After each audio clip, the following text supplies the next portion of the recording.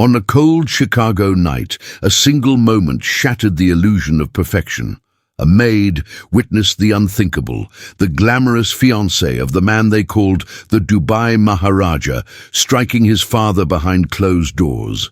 That secret, born in silence and fear, would ignite a chain of events neither power nor wealth could control. In the shadows of privilege, hearts collided, loyalties broke, and an unexpected love began to rise from the ruins of betrayal. What happens when truth challenges desire and destiny refuses to wait? If you love emotional, dramatic romances, make sure to subscribe to the channel. With your help, we will soon reach 1,000 subscribers and continue bringing these unforgettable stories to life. Chicago shimmered beneath a winter sky so clear it felt like glass. Every street and tower reflecting the brittle elegance of a city that loved power as fiercely as it feared scandal. Inside the Harrington Scholarship Gala, the ballroom glowed with chandeliers that rained golden light over gowns, tuxedos, and conversations dipped in honeyed politeness. It was the kind of night where appearances mattered more than truth, and where Jack Harrington moved with the precision of a man who had learned to breathe under a spotlight. He wore a tuxedo cut so perfectly it looked sculpted to his broad shoulders, his dark hair styled with effortless sophistication. Cameras followed him as though he were royalty, whispering their flashes like small secrets. To society, he was the Dubai Maharaja, the billionaire who lived between continents and luxury. But tonight, he wanted only one thing: to honor his father, William, the man whose name carried more respect than all Jack's fortune combined. On the far side of the ballroom, Mia Reyes adjusted the white cuff of her staff uniform and continued placing glasses on a polished serving tray. She moved quietly, deliberately, blending into the rhythm of the room. Her dark hair was pulled into a low, neat bun, her expression calm even as her feet ached from hours on the move. Mia had no time to admire gowns or diamonds. She was here for a paycheck, nothing more. She needed school supplies for her child, winter boots, groceries for the week. Her world was built on necessity, not sparkle. Still, she paused for the briefest moment when Jack Harrington entered. She had seen rich men before, but this one carried something different.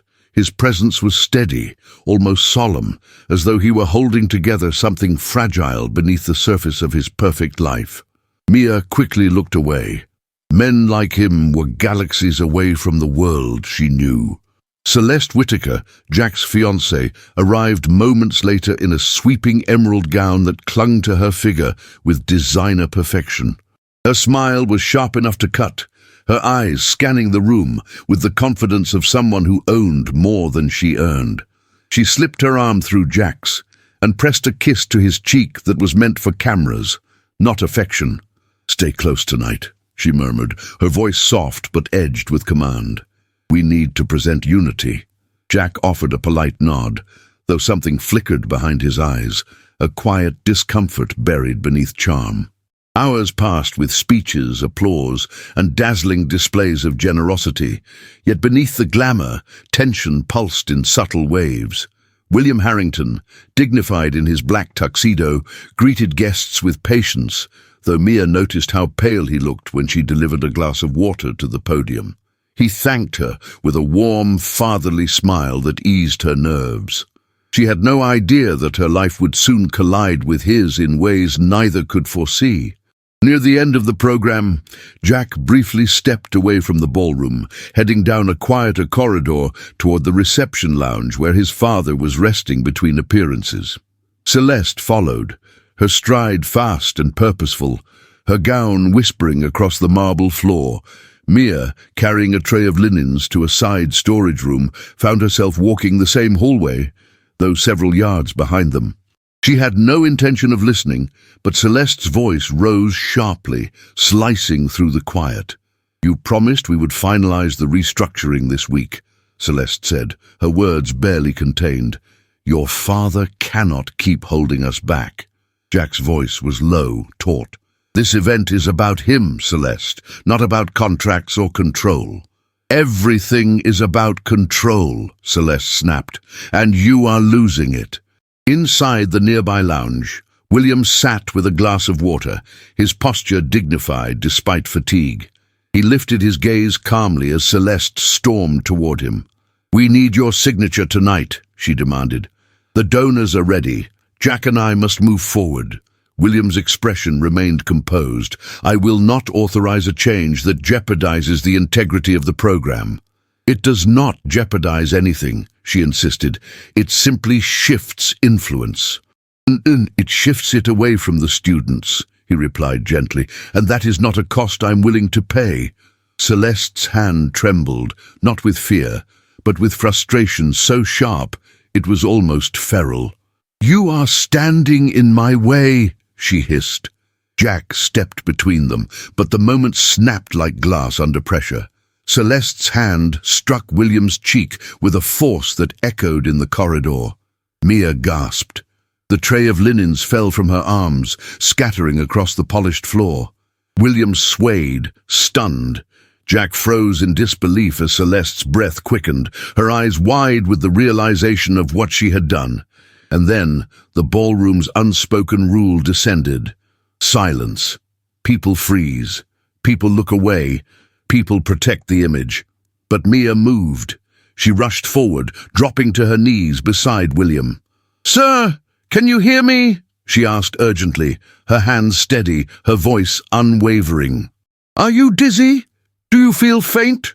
Jack blinked, still processing, while Celeste stepped back as though repelled by her own actions. Mia turned toward a security guard lingering near the door. "Call an ambulance," she commanded. "Now! He needs medical attention." "That will not be necessary," Celeste said sharply. It was nothing. Mia faced her with a strength that did not match her uniform. "He could be injured. You do not decide that." Her voice carried such conviction that Jack snapped out of his paralysis. "Mia is right," he said, kneeling beside his father. "We need help." William placed a gentle hand on Mia's forearm, his voice soft. "Thank you," he murmured. Celeste's expression twisted, something dark flashing through her gaze. "Jack," she whispered, "you cannot let staff interfere with family matters." Jack rose slowly, his eyes cold for the first time all night. "She is the only one who did the right thing." Mia's breath caught. She tried to step back, to return to the invisibility that protected her, but Jack's gaze held hers for a moment that felt impossibly intimate. In that gaze was clarity, gratitude, and something deeper that neither of them yet understood. Paramedics arrived quickly.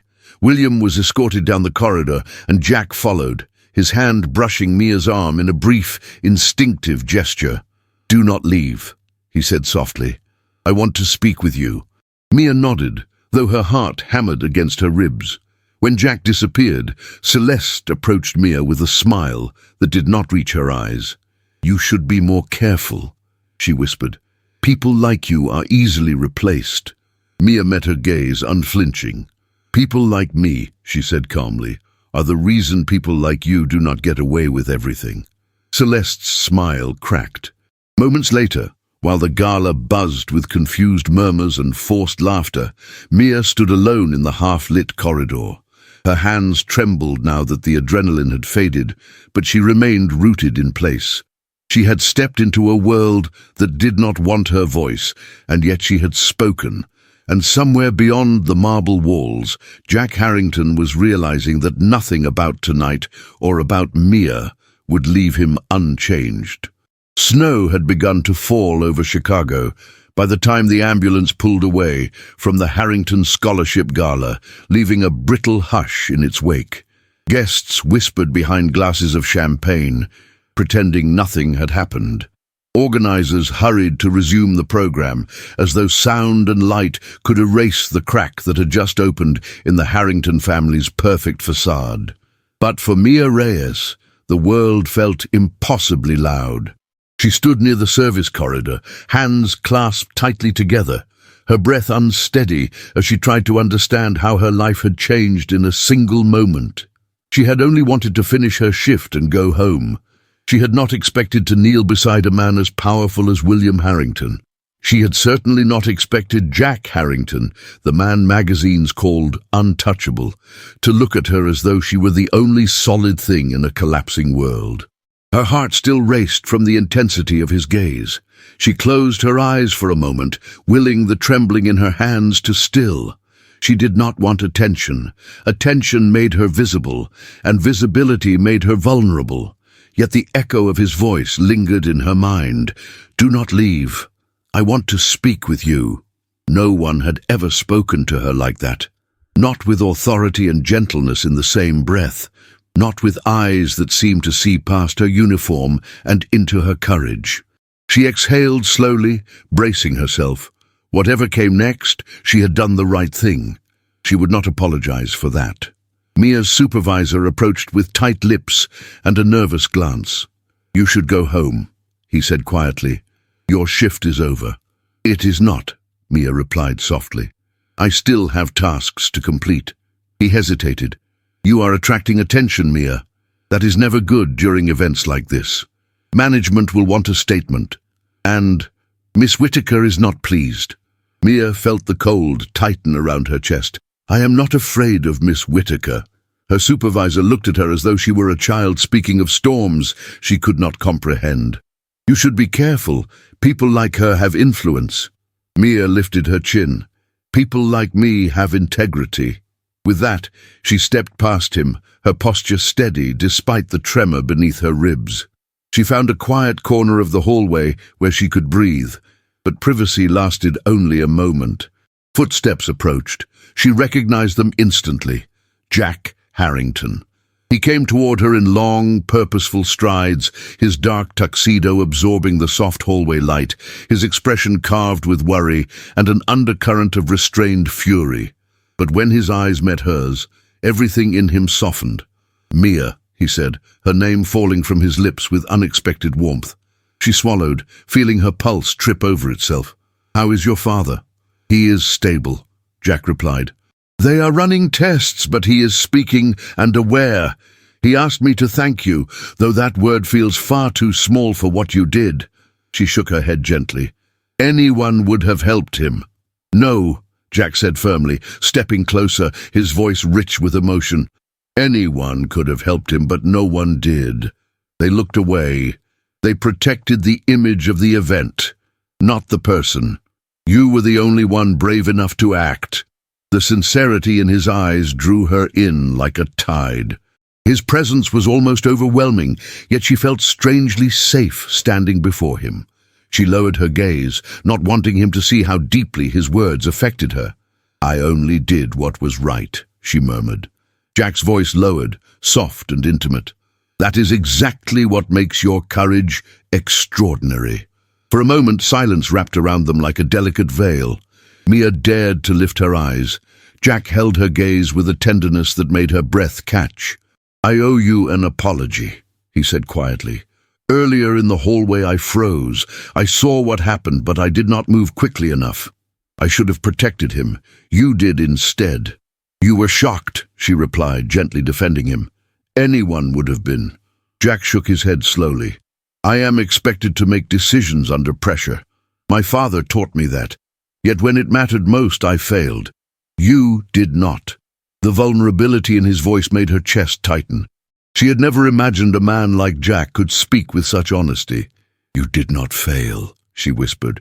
"You were there for him. That matters." Jack stepped closer. Not enough to touch her, but enough that she could feel the warmth radiating from him despite the winter air drifting in from the nearby exit. His voice lowered even further. Intimate, almost fragile. "Mia, I need you to do something very important." She held her breath. "What is it?" "Stay on site until I arrange proper security for you." Her heart lurched. "Security? For me? Why?" "Because you witnessed something that others will want to bury," Jack said, his jaw tightening. "Some may think it is easier if you vanish from the narrative." Mia felt a shiver race down her spine. "I will not lie, and I will not disappear." "That is why you need protection," Jack insisted, his eyes deepening with concern. "People with power sometimes react badly when the truth threatens them." Mia stared at him, caught between gratitude and fear. I can take care of myself. Jack's gaze softened with unmistakable affection. I do not doubt that, but you should not have to. Her breath faltered. His words settled over her like a warm hand on her skin, gentle, yet impossible to ignore. She looked away, overwhelmed by a connection she had not sought, but could already feel pulling at her heart. Before she could speak, footsteps echoed behind them. Diane Keller approached with professional urgency, her tailored suit immaculate, her expression tight. "Jack, we need to discuss messaging. The gala cannot spiral into chaos. The press is already asking questions." Jack did not turn toward her. His focus remained entirely on Mia. "We will handle the press," he said. "My priority is ensuring Mia is safe." Diane blinked, surprised by the firmness in his tone. "Of course, but we must craft a statement. The statement is that my father suffered a health incident," Jack said sharply. "Nothing more." "And the altercation?" Diane asked carefully. "People witnessed something." "We tell them nothing until we understand everything," Jack responded, "and Mia will not be pressured into silence." Diane's gaze flickered to Mia, and for a moment Mia saw not hostility, but calculation. Diane Keller was a woman who understood power, and she examined Mia with the slow, sweeping look of someone assessing whether a storm was friend or foe. Mia lowered her eyes, wanting no part of their world. "Jack," Diane continued smoothly, "we must move. The donors are restless." Jack finally looked at her, though his reluctance was evident. "Give me a moment." Diane nodded, stepping aside but remaining close enough to signal she had no intention of leaving entirely.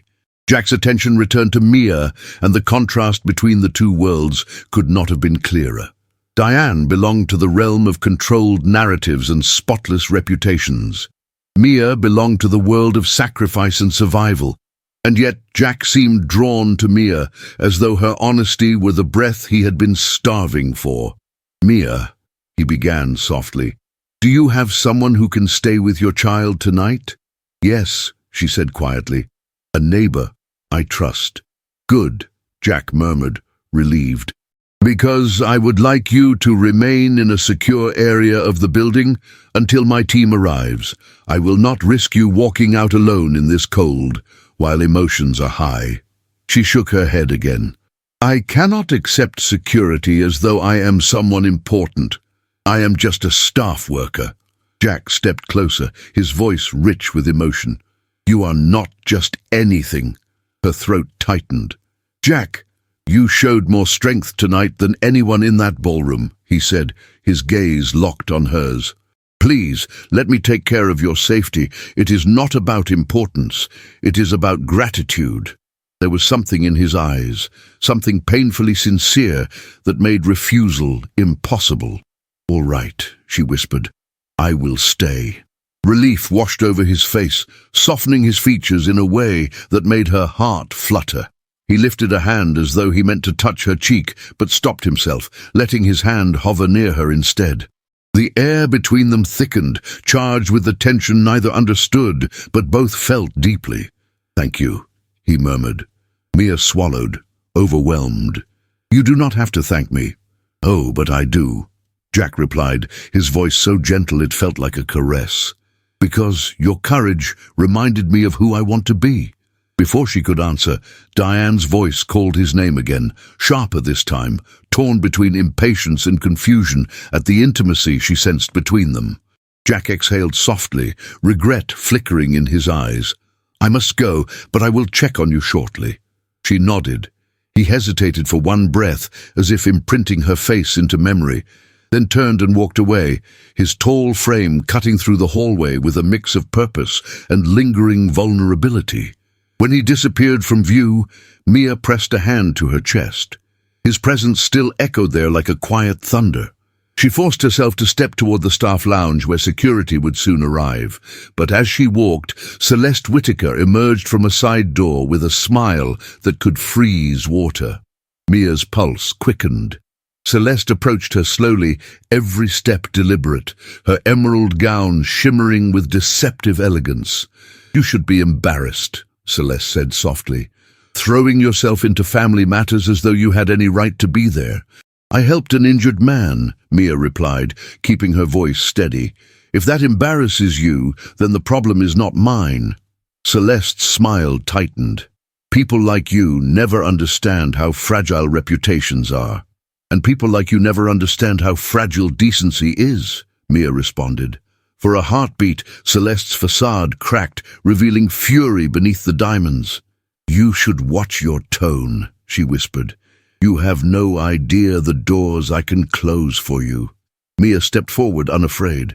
"I do not need your doors. I only need my integrity." Celeste's eyes narrowed, but before she could speak again, security approached, calling Mia's name. Mia turned from Celeste without another word. She followed the officers into the staff lounge, her shoulders squared, her breath steady. Outside, snow continued to fall, blanketing Chicago in silence. But inside Mia's heart, nothing was silent. Something had awakened, something terrifying, something beautiful.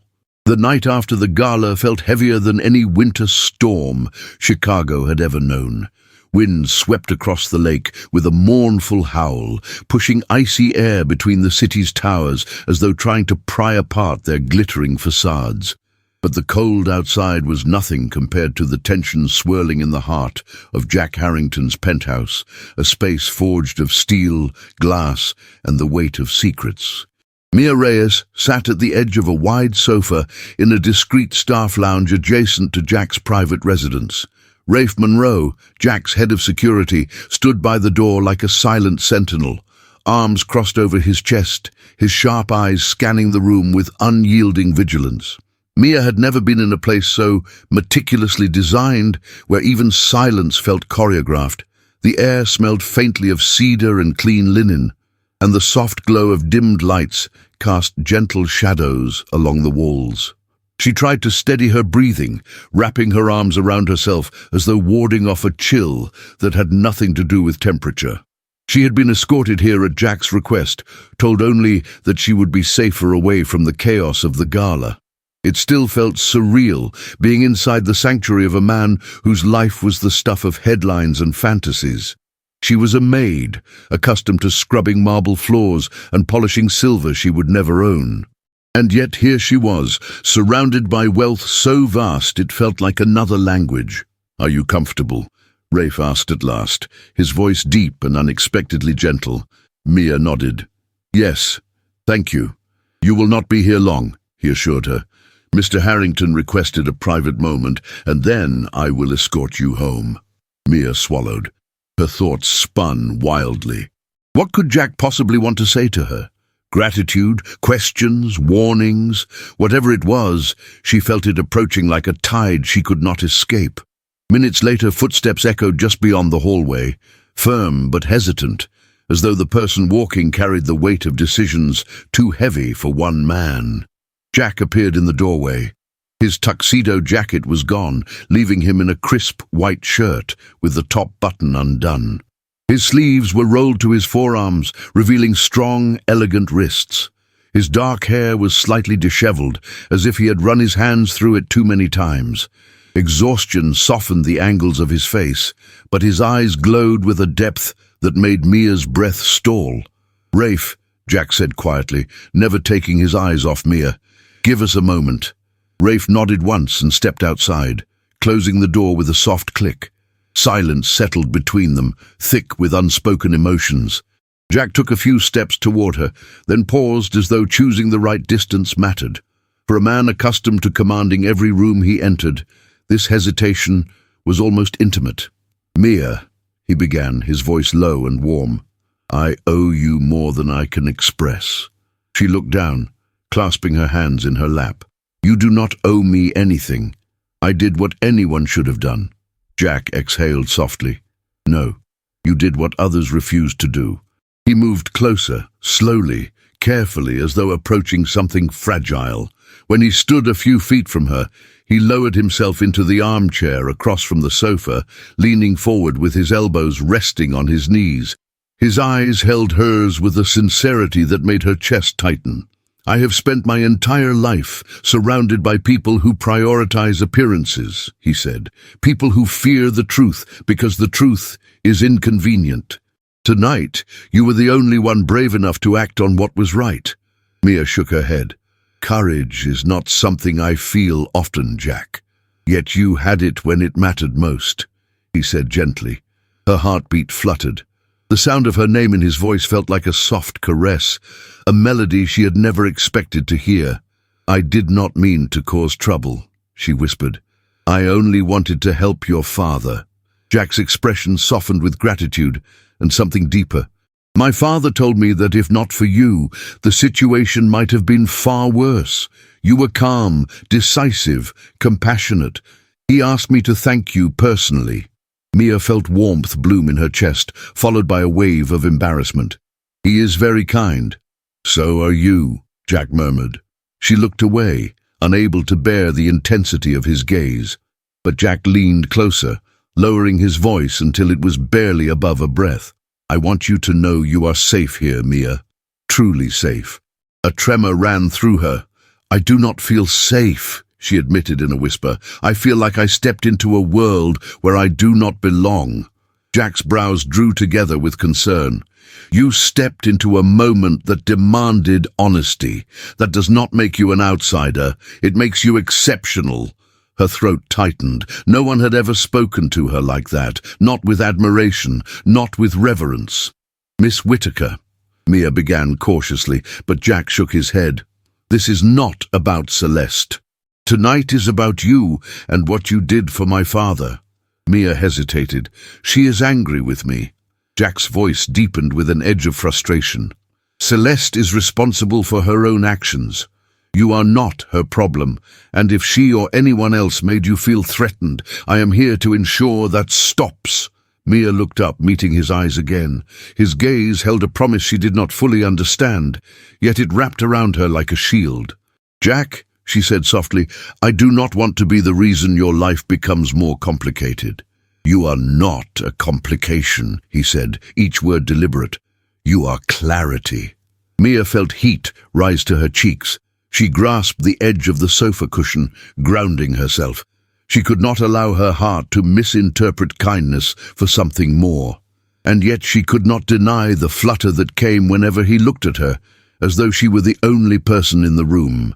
Jack rose slowly and walked toward the window overlooking the vast stretch of darkened city lights. Mia watched him, drawn to the shadow of melancholy etched across his shoulders. When he turned back, his eyes held a softness that made her pulse race. "I brought you here for 2 reasons, he said quietly. "First, to make sure you are safe from anyone who might try to manipulate what happened." "And the second reason?" Mia asked, her voice trembling slightly. Jack approached her again, stopping only a breath away. His presence was strong but gentle, like a force that sought permission before drawing closer. "Because I needed to see you," he whispered. Mia felt her breath catch, trapped between disbelief and yearning. "Why?" His gaze dipped to her lips for a second, so brief she wondered if she imagined it. Then his eyes returned to hers with an honesty that made her entire world stand still. "Because when the room fell silent," he said softly, "you were the only person who acted out of love for a stranger. Not fear, not convenience. Love in its purest form. That is something I cannot ignore." Her heart thudded painfully. "It was not love," she said, trying to steady her voice. Jack's lips curved into the faintest, most devastating smile. "Compassion is a form of love, Mia. Do not diminish it." She looked away, afraid of the warmth rising inside her. She had spent years protecting her heart, guarding it from disappointment and pain. But Jack's words slipped past her defenses with dangerous ease. "I should go home," Mia whispered, though every part of her wanted to stay in the sanctuary of his presence. Jack shook his head gently. "Rafe will drive you, but not until after he escorts you to a safer location. You will stay here for a little while longer. Please."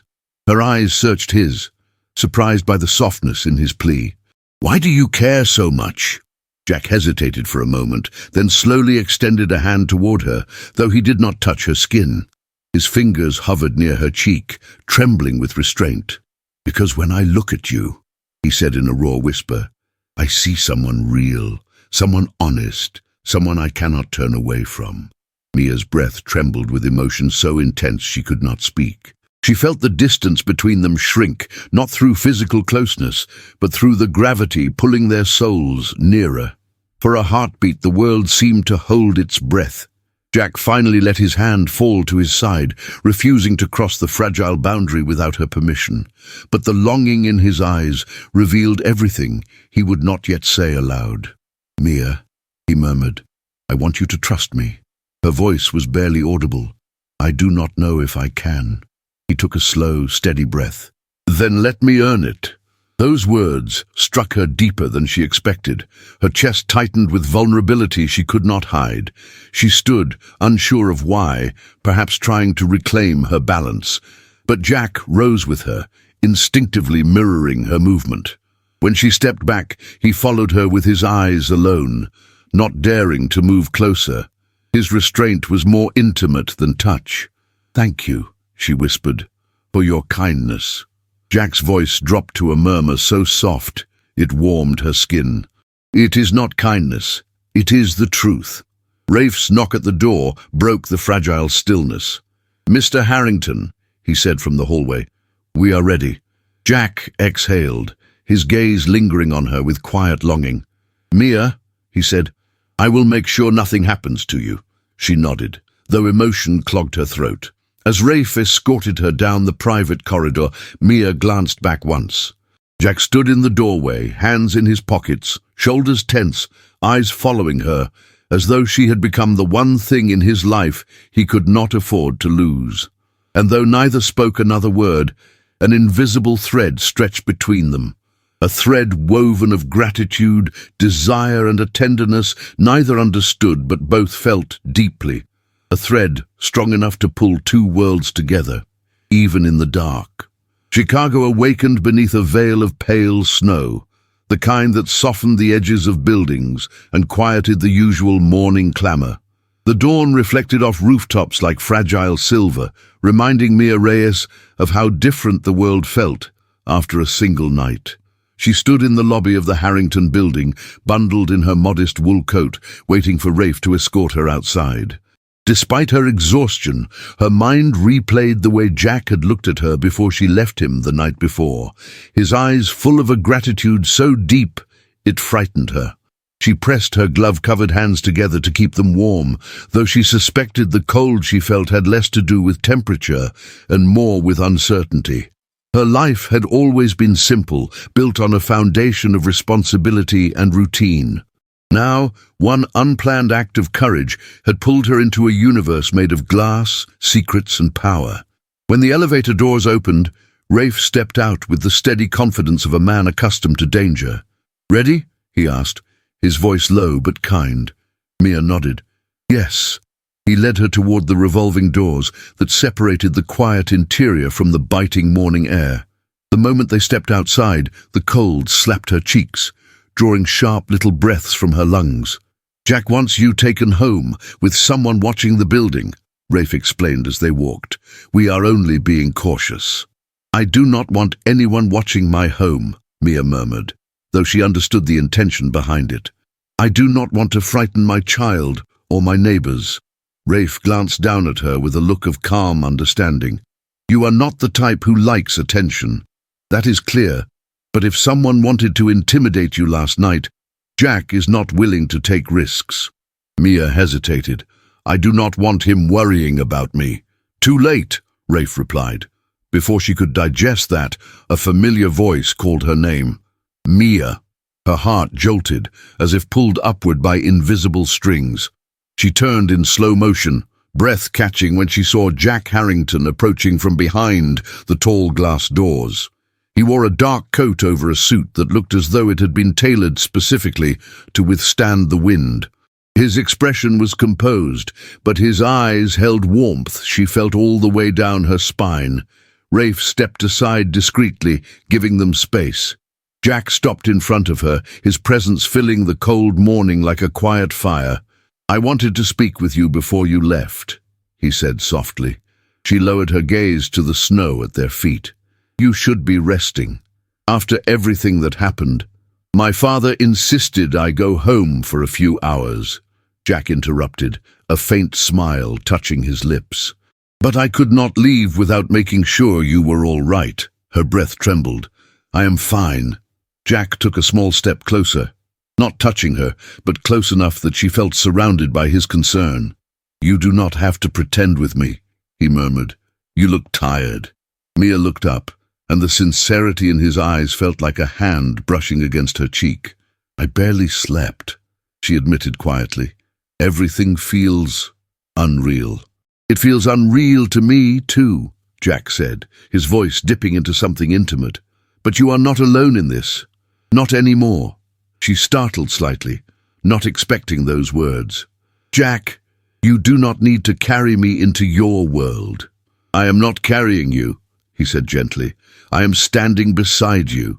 Her breath caught again, trapped in her chest. He hesitated, his voice dropping to something barely above a whisper. "Mia, I know you want to keep your life separate from mine. I respect that. But your courage last night impacts my family, my decisions and my heart more than you realize." Her pulse quickened. She wished she could melt into the snow so he would not see the emotions flickering across her face. "You should go," he added softly, but his eyes betrayed his reluctance. "Rafe will take you home. If you need anything at all, you call me." His hand reached out hesitantly, his fingers brushing the edge of her glove. It was the briefest contact, but it sent a warmth spiraling through her, melting the cold that had settled around her since the night before. "I cannot call you," she whispered. "I do not belong in your world." Jack held her gaze with devastating tenderness. "Then I will come to yours." Before she could answer, Rafe cleared his throat politely. "We should get going, Mr. Harrington. Traffic is getting heavier." Jack sighed, the sound filled with quiet longing. "Take care of her." "I will," Rafe replied. Jack stepped back slowly, but his eyes lingered on Mia until the door closed between them. The drive home felt strangely silent, despite Rafe's occasional reassurances. Mia stared out the window, watching snowflakes melt against the glass as the city blurred past. She thought of Jack's voice, the way his hand had brushed hers. She had not expected her heart to respond to him, yet it did, stubborn and full of unwelcome warmth. Her building loomed ahead, a modest structure with aging bricks and narrow staircases. The familiarity grounded her, reminding her where she belonged. Rafe parked nearby and walked her to the entrance. "If anything unusual happens, call this number," he said, handing her a card. She took it reluctantly. "Thank you." "Jack cares more than he lets on," Rafe added quietly. Mia shook her head. "He is just being grateful." Rafe's expression suggested he knew better, but he did not argue. Inside her apartment, Mia found her child still asleep, curled beneath a warm blanket. Relief washed over her. She removed her coat gently, took a deep breath, and allowed the exhaustion to settle into her bones. Her world felt suspended between what she knew and what she feared to feel. Hours later, as evening fell, she stood by her small kitchen window watching snow drift through the amber glow of streetlights. The day had passed in a haze of chores, exhaustion, and unanswered questions. She wanted her life to be simple again, predictable. But whenever she closed her eyes, she saw Jack's gaze, felt his voice curling inside her heart like a whispered secret. A soft knock at her door snapped her out of her thoughts. Her breath caught. No one visited her at this hour. She opened the door with caution. Jack stood on the other side. The cold evening air swirled behind him, but he carried warmth with him, the kind that filled the hallway like an embrace. He wore a long black coat dusted with snow, his hair slightly windblown, his eyes glowing with a mixture of concern and tenderness. "Jack," she whispered, stunned. "What are you doing here?" He exhaled, visibly relieved to see her. "I needed to speak with you. May I come in?" For a moment she was too shocked to answer, but when she stepped aside, he entered with careful steps, as though he feared breaking something delicate.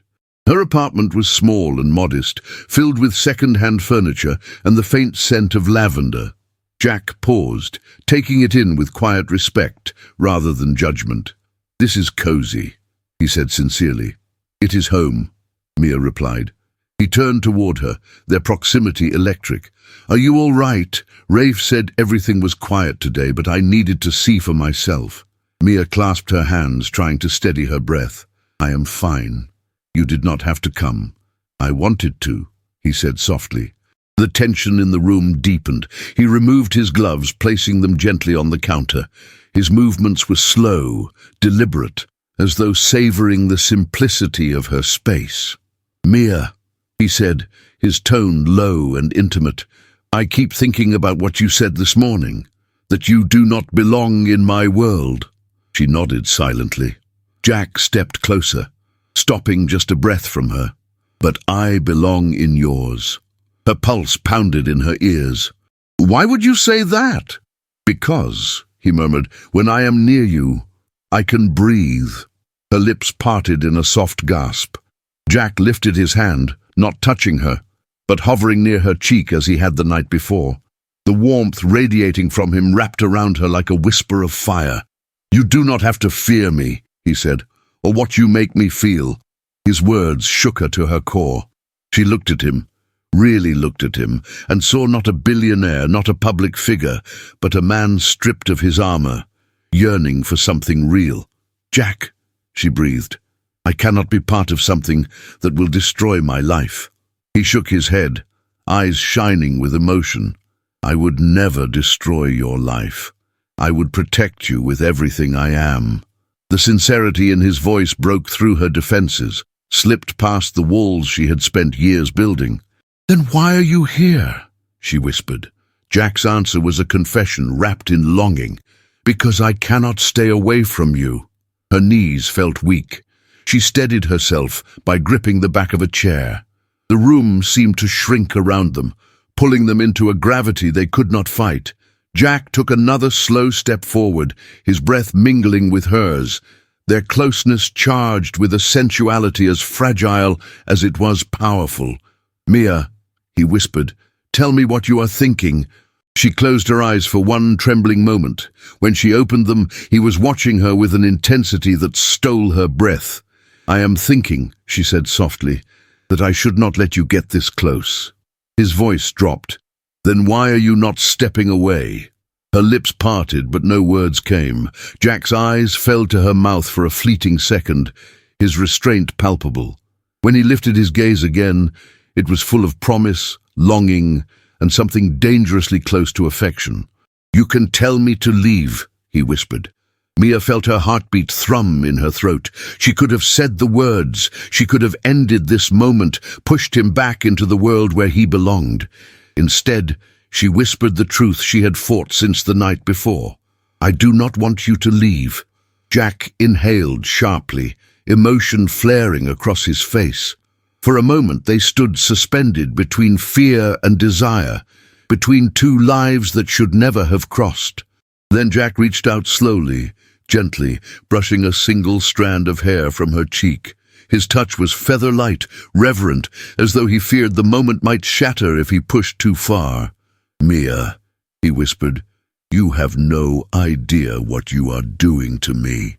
Her breath trembled. "Then stay," she whispered, "just for a moment." Jack's eyes glowed with something breathtakingly tender. "A moment," he murmured, "is all I need." And in the quiet warmth of her small apartment, as snow drifted past the window like a silent blessing, Mia realized something she had never allowed herself to feel. She wanted him. Not the billionaire, not the myth, but the man who looked at her like she mattered. The man who made the winter feel warm. The morning sun shone weakly through the Chicago clouds, casting a pale glow over the icy sidewalks as Mia Reyes hurried up the steps of the community center. She clutched her worn tote bag to her chest, her breath ghosting in front of her in delicate white clouds. The city felt louder today, every honking car and rushing commuter amplifying the anxiety coiled deep within her. She had spent the night after Jack's unexpected visit in a storm of emotions, torn between desire and common sense, between the longing in his voice and the reality of their separate worlds. Now she carried the weight of their fragile closeness like a tender bruise. One touch, one look, and her heart surrendered in ways she had not prepared for. She wished she could forget the warmth of his voice when he whispered that he could breathe around her. But forgetfulness was impossible. His words lived inside her as vividly as the winter wind. Inside the community center, she found temporary refuge among familiar faces. She worked part-time there on weekends, helping with an after-school program. Today, she had come to drop off paperwork, hoping the routine would steady her thoughts. "Mia!" called Rosa, one of the long-time volunteers. Her smile was bright, her energy as lively as always. "You look tired, querida. Everything all right?" Mia mustered a small smile. "Just a long week." Rosa glanced at her closely, then nodded with gentle intuition. "Ah, the world weighs heavier on some shoulders than others. But you always stand tall." Mia looked down, humbled by the compliment. She finished her tasks quickly, eager to slip back into the anonymity of the city. But as she stepped outside, turning toward the bus stop, she noticed something unsettling. A sleek black car idled across the street. Not a rideshare vehicle, not a taxi, a luxury car. Her stomach tightened. She turned away and hurried toward the intersection, her steps quickening with each breath. She did not want to see the car move. She did not want to confirm the suspicions scraping at her nerves. But she could feel eyes on her, following her every move. By the time she reached the bus stop, her heart raced with fear. She took out her phone, her fingers trembling as she scrolled through her contacts. She hesitated, staring at Jack's number, unsure whether calling him would be reckless or necessary. Before she could decide, a voice behind her cut through the air like a blade wrapped in silk. "Mia!" She froze. Celeste Whitaker stood only several steps away, wrapped in a coat worth more than Mia's annual salary. Her hair was pulled back in a sleek bun, her makeup flawless, her expression disturbingly serene. "Miss Whitaker," Mia said, forcing calm into her voice. Celeste approached with deliberate slowness, her heels tapping rhythmically against the concrete. The black car across the street hummed quietly, as though waiting for orders. "I hoped we could speak privately," Celeste said. "You have been avoiding me." Mia's blood went cold. "I have nothing to discuss with you." Celeste's smile sharpened. "On the contrary, there is much to discuss." She took another step, and the winter air seemed to thicken around them. "You inserted yourself into something far above your station," Celeste murmured, "and that is dangerous for a woman in your position." Mia straightened, refusing to be intimidated. "Helping someone who was injured is not dangerous. What you did to him is." A flicker of anger flashed across Celeste's perfect features. "You have no idea the power I hold. You cannot imagine the people who stand behind me. I can make life extremely difficult for you." "You already have," Mia whispered. Celeste tilted her head. "And I will continue until you understand where you belong." Mia's heart pounded against her ribs, but she did not back down. "I know exactly where I belong. I belong with the truth." Celeste stepped closer, her voice dropping to a venomous whisper. "Do you think Jack cares about you? He does not. He is grateful, nothing more. You are a moment, Mia, a passing inconvenience. People like him do not fall for people like you." Those words pierced Mia's soul with cruel accuracy. She felt the sting deep inside, but she kept her gaze steady. Celeste smiled triumphantly, sensing weakness. "You are playing a dangerous game. Leave him alone." Before Mia could respond, a voice thundered from behind them, filled with fury and fear. "Mia!" She turned, breath shattering in her chest. Jack Harrington was striding toward them with a speed that broke through the morning stillness. His coat whipped behind him like a dark comet. His eyes locked on her with such intensity she felt her knees weaken. Celeste's expression shifted from confidence to shock. Jack reached Mia's side in a heartbeat and placed a protective hand on her arm, his touch warm and steady. The contact sent a wave of emotion through both of them, a silent current neither could deny. "What are you doing here?" Jack demanded, his voice trembling with a mix of anger and something deeper. "I told you not to approach her." Celeste tightened her grip on her purse. "I simply wanted to clarify a misunderstanding." "You came to threaten her," Jack said, his jaw clenched. "Do not lie to me, Celeste." Celeste's lips curved into a cool smile. "I was offering advice." Jack stepped between them, shielding Mia with his body. "You are not welcome near her. You will leave now." Celeste's eyes flashed. "You are making a mistake, Jack. She is manipulating you." Jack's voice hardened. "The only person manipulating anyone is you." Their eyes clashed like fire against ice. Finally, Celeste tilted her head in surrender. "Very well. Have it your way. But do not forget who you are, Jack, and do not forget who she is."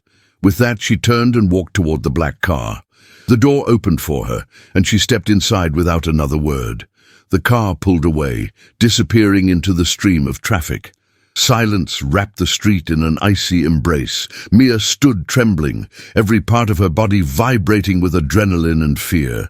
Jack turned to her slowly, his eyes softening the moment they met hers. "Mia," he whispered, his voice cracking with worry. "Did she hurt you? Did she say anything that—" "I am fine," Mia managed, though her voice was thin, fragile. Jack gently cupped her elbows, grounding her with a warmth that melted through her fear. "I am so sorry," he murmured. "I should have known she would try something like this." "It is not your fault," she said softly. Jack looked at her with a depth she had never seen in any man's eyes. "I should have protected you sooner." Her breath trembled. "I do not want you to get in more trouble because of me." "This is not trouble," Jack replied, stepping even closer. "This is me keeping someone precious safe." Her heart fluttered wildly. "Jack!" A knot tightened in his throat. "Mia, listen to me. What she said to you was wrong. She does not get to define your worth. She does not get to tell you where you belong." Mia's voice broke. "She said you would never care about someone like me." Jack inhaled sharply, emotion flaring in his eyes. "Do you believe that?" She stared at him, her heart split open by vulnerability. "I do not know what to believe." Jack lifted a hand slowly, gently brushing his fingertips along her cheek, wiping away a tear she had not realized had fallen. His touch was reverent, almost trembling. "Then believe me," he whispered, "because I care about you more than I know how to explain." Her breath caught, a soft sob breaking free. Jack leaned closer, his forehead nearly touching hers. "Mia, I need you to trust me. I know this is overwhelming, but I'm not going anywhere." She closed her eyes, letting the warmth of his presence calm the storm inside her. When she opened them, Jack's gaze was filled with a longing that made her knees weaken. "Come with me," he said gently. "Let me take you somewhere safe, somewhere quiet." She hesitated. "I cannot. My life cannot revolve around yours." "I am not asking for your life," Jack murmured, "just your trust." Mia felt something inside her give way, a small but powerful surrender. "All right," she whispered. Jack's relief was immediate, softening his features into something breathtakingly tender. He placed a gentle hand at the small of her back and guided her toward his waiting car. Once inside, the warmth enveloped them, contrasting sharply with the cold tension outside. Jack sat close, watching her with a tenderness she could barely withstand. "Mia," he whispered, "do not let her words steal your peace." She looked up, her eyes shimmering. It is hard not to believe her. Jack brushed his knuckles lightly against her jaw, a touch so delicate it made her shiver. "Then let my words replace hers." "What words?" she asked, breathless. Jack leaned in slightly, his voice deep with emotion. "You matter to me," he said, "more than you know." Tears welled in her eyes again, but these were different. These were filled with warmth. She reached for his hand, letting her fingers intertwine with his. The connection was soft, intimate, breathtaking. "Jack," she whispered, "I do not understand what is happening between us." He squeezed her hand gently. "You do not have to understand it. You only have to feel it." And as snow continued to fall gently outside, Mia realized that with Jack's hand wrapped around hers, she felt something she had not felt in a very long time. Safe, wanted, seen. The sky over Chicago was the color of pewter, heavy with clouds that threatened more snow. Maharaja'S walked quickly along the sidewalk, clutching her coat tightly around her body, as if fabric alone could guard her heart from everything unraveling inside her. The city's winter wind sliced down the narrow streets, but it was nothing compared to the cold that had settled in her chest since the encounter with Celeste, and the almost kiss she could not forget. She had spent the night replaying Jack's words, the softness in his voice as he whispered that she mattered. Every time she closed her eyes, she saw the way he cupped her cheek, the worry in his eyes, the longing he tried so hard to control. She had never expected someone like Jack Harrington to look at her like that, and she had never expected her heart to respond with such fierce, trembling hope. But hope was dangerous. She knew that too well. When she reached the door of her small apartment building, she paused, drawing a long breath before she stepped inside. The hallway smelled faintly of laundry detergent and old carpet. A familiar comfort. Something real. Something hers. Her neighbor, Mrs. Dawson, peeked out from her doorway. Her silver hair was pinned up neatly, her gaze sharp behind her glasses. "Mia, dear," she said warmly, "I saw some men on the street last night near your building. Everything all right?" Mia forced a smile. "Yes, it was just my boss's security team checking on me." Mrs. Dawson blinked. "Security? For you? It is complicated," Mia said softly. The older woman nodded, sensing boundaries. "If you need anything, you come to me. You know that." "I know," Mia whispered gratefully. "Thank you." Inside her apartment, she let out a shaky sigh and leaned back against the door. Her child, Ignacio, played quietly with building blocks near the sofa, humming to himself. He looked up at the sound of her voice. "Mama!" Her heart warmed instantly. "Mi amor." He ran to her, and she bent down, hugging him tightly. His presence reminded her of the life she fought so hard to protect. Whatever complicated emotion Jack stirred in her, Ignacio was her anchor. "Are you hungry?" she asked, brushing a curl from his forehead. "Yes," he said with a shy grin. "I will make something." But as she moved toward the kitchen, a knock sounded at the door. Her heart skipped. She opened it slowly. Jack Harrington stood in the hallway. He wore a charcoal coat dusted with snowflakes, his dark hair tousled by wind. His eyes searched her face with urgent tenderness, as if he had been holding his breath since the last time he saw her. "Mia," he said softly. Her fingers curled around the edge of the door. "Jack, what are you doing here?" His voice was quiet, threaded with worry. "I needed to see you," she exhaled shakily. "Jack, this is not a good time." He looked past her and saw Ignacio playing on the floor. His face softened, his voice lowering even further. "I can come back later," he offered. "I did not mean to intrude." "It is all right," Mia said quickly, stepping aside. "Come in." Jack entered with careful steps, as though he feared disturbing the fragile balance of her home. Ignacio peeked at him with wide eyes, recognizing him from the night before. Jack knelt down slowly, his movements gentle and respectful. "Hello," he said softly. "I am Jack." Ignacio stared for a long moment, then handed Jack a blue building block as if offering a peace treaty. Jack smiled, touched by the gesture. "Thank you." Mia watched them with a strange tightening in her chest. Jack's tenderness with her child was something she had not expected, something she wished she could ignore, something she knew she could not. When Ignacio returned to his toys, Jack stood and faced her. The closeness between them felt like a quiet fire. "Mia," he began, "I know I said we would talk later, but I could not wait. I've been thinking about you all night." Her breath hitched. "Jack?" He stepped closer, his voice trembling slightly. "I need you to hear me. What happened with Celeste was not your fault. None of this is your fault." I know, she whispered, but knowing does not make it less frightening. His expression softened with a pain she recognized instantly. I should have protected you better. You tried. Not enough, he replied. She looked away, afraid of the emotion building in her chest. Jack, your world is too complicated for someone like me. I cannot be the reason things get worse. He reached out, gently tilting her chin so she would look at him again. You are not the reason anything gets worse. You are the reason something begins to make sense. Mia's voice trembled. Please, do not say things like that. Why not? Because I will start believing them. Jack inhaled sharply, his eyes darkening with emotion. Maybe you should. Her pulse pounded wildly. Everything about him overwhelmed her. The sincerity in his eyes, the warmth in his voice, the unspoken desire he held back with so much effort.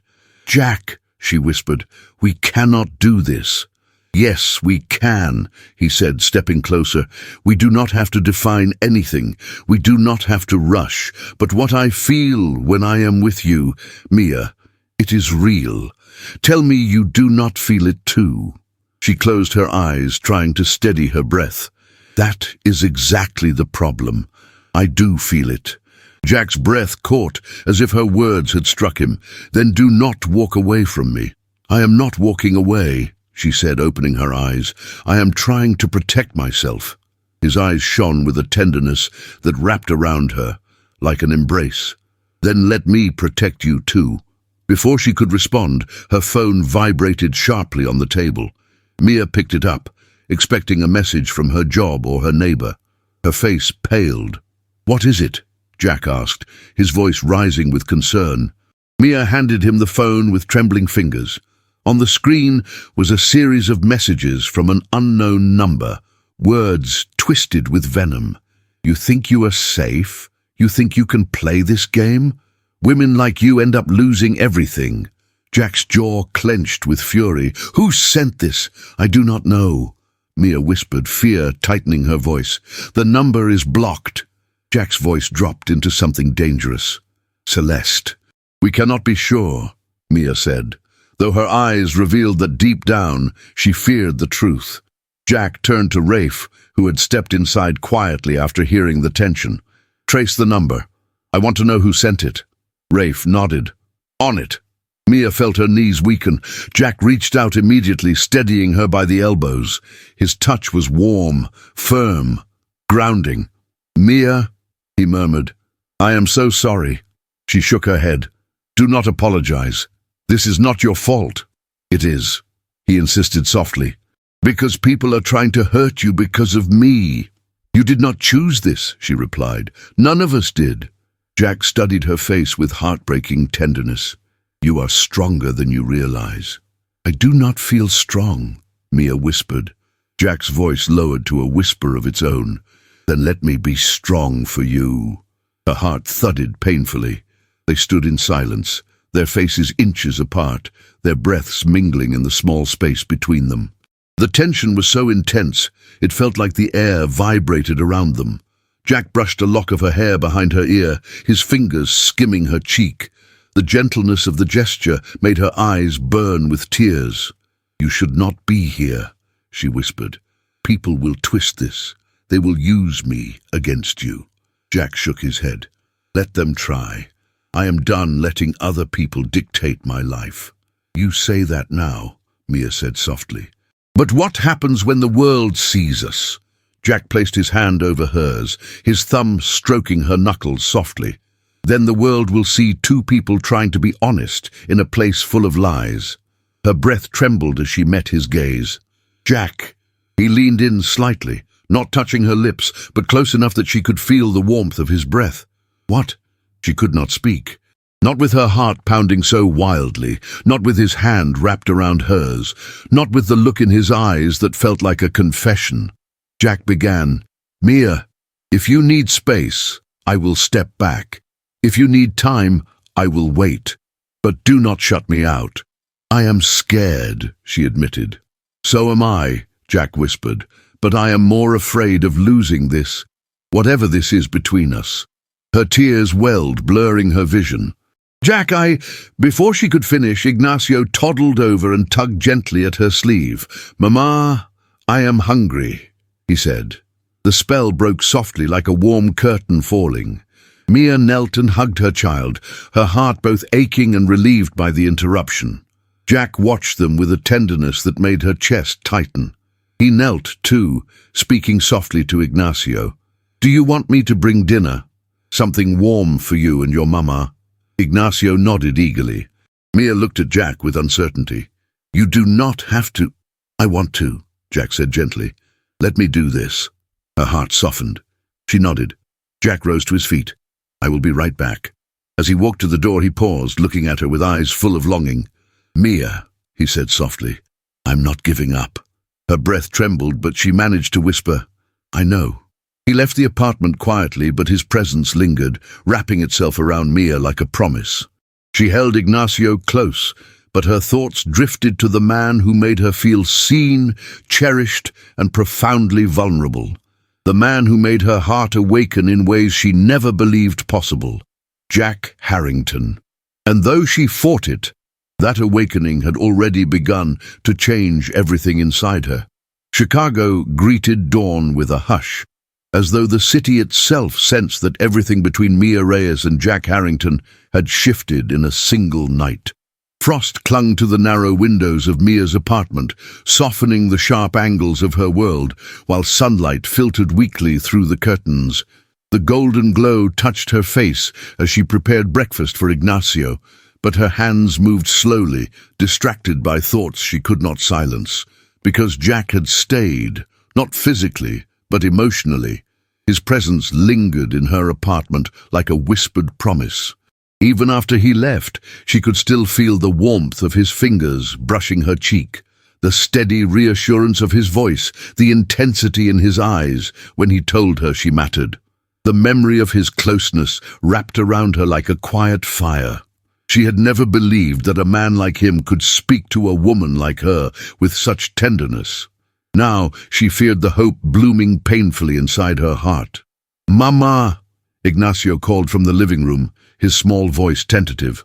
"Can Jack come again?" Mia froze, the question striking her unprepared. "I do not know, mi amor," she said gently. "Jack is very busy."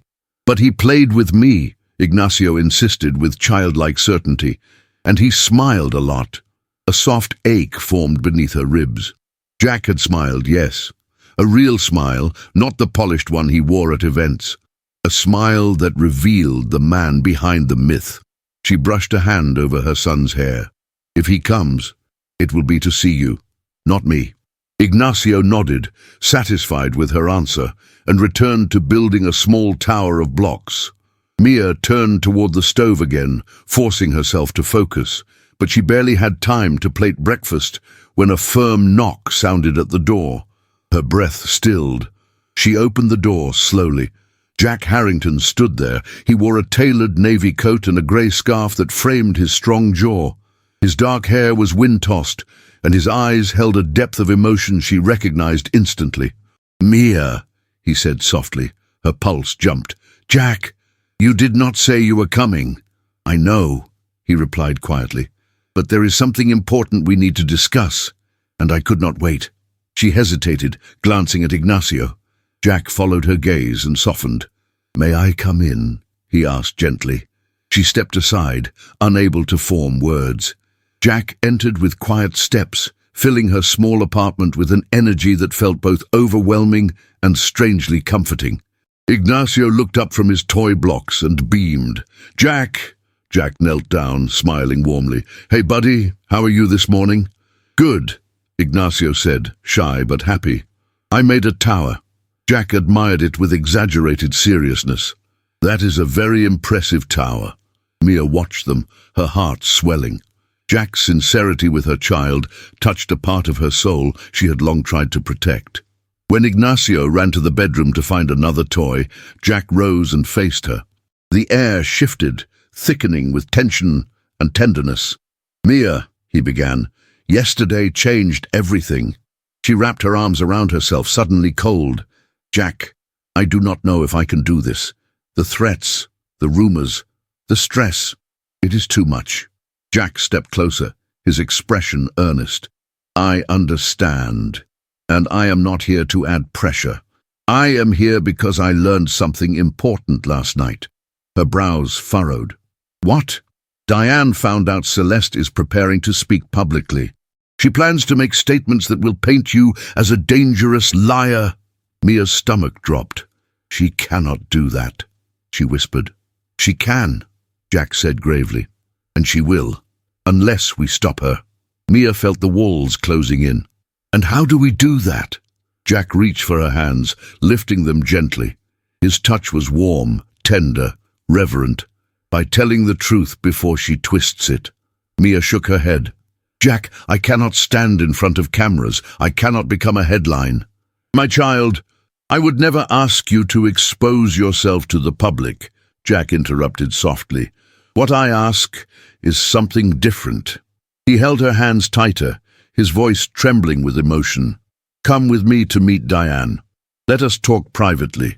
Let us make a plan that protects you, my father, and the truth. Mia felt her heartbeat collide with fear and yearning. Being near Jack felt like standing at the edge of a cliff. Dangerous, breathtaking, impossible to walk away from. Jack, she whispered, why are you fighting so hard? This is not your burden. Jack shook his head slowly.